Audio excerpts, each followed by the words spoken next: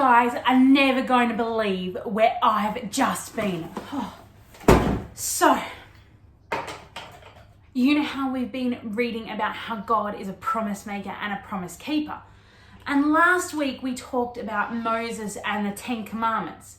These things that God gave them to help them keep their promises to God. Well, after that, I read that Moses and the Israelites went on an adventure.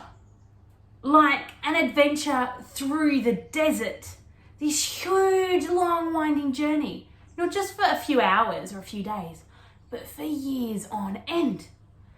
And that got me thinking, maybe I should go on an adventure too. Well, oh my goodness, didn't I go on an adventure? But before I started on this adventure, I thought, what do I need to take? How do I know where to go? Who should I listen to? What do I need? What if I get lost?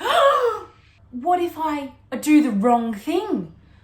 So suddenly my brain was going, and then I started Googling what to do when you're going on an adventure or who to listen to. And these crazy ideas came up. They told me I needed a backpack, so that's what I got. They told me I needed a hat, of course, and some good sun protection, all pretty sensible. But then someone said I should take some music with me. Anyway, I packed my ukulele. And then someone said I should take a bug catcher in case I wanted to eat some food. And I took that. But it still didn't seem right. And then I remembered in the Bible, when Moses was on this crazy adventure, there was something about snakes. I can promise you, I was not taking snakes on my adventure. Ever. And anyway, I remember reading about this adventure and the Israelites got stuck and they didn't have any food or water. And they asked Moses for some help. And Moses asked God for some help. And God said, put a serpent, a snake, on a pole and look at it, and it will keep you safe. Like I said, I definitely wasn't taking snakes on my adventure. But I thought maybe I should take someone to remind me of God. So then I started Googling famous people who follow God. Well, Bear Grylls came up, didn't he? And then Jesus came up. And this guy called Nicodemus. So I looked at this book in the Bible called John. And John was this guy who lived around Jesus' time. And he tells us this story about Nicodemus and Jesus having a conversation. And the conversation Nicodemus and Jesus were having kind of reminded me of my Googling about how to follow God and how to have an adventure and stay safe. And Nicodemus is asking Jesus about how to know where God is and how to believe in God and how to follow God. And Jesus said, no one's gone into heaven except the one who comes from heaven, the Son of Man.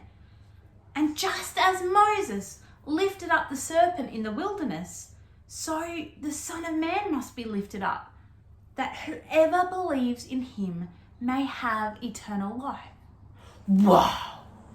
Well, I tell you what, guys, this has got me kind of confused. And I'm thinking, what on earth is Jesus talking about? What on earth is God promising? But the good news is the story doesn't end there. And Jesus goes, for God so loved the world that he gave his one and only Son, that whoever believes in him will not die, but have eternal life. Yeah, I've got it. I can go anywhere and I'll be safe if I believe in Jesus. That has got to be the best news ever.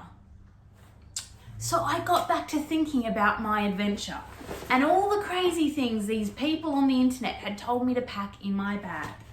And I realized the one thing that I actually need is Jesus. Jesus is God keeping his promises. all those promises that God has made to us over time that we read about in the Bible come true in Jesus.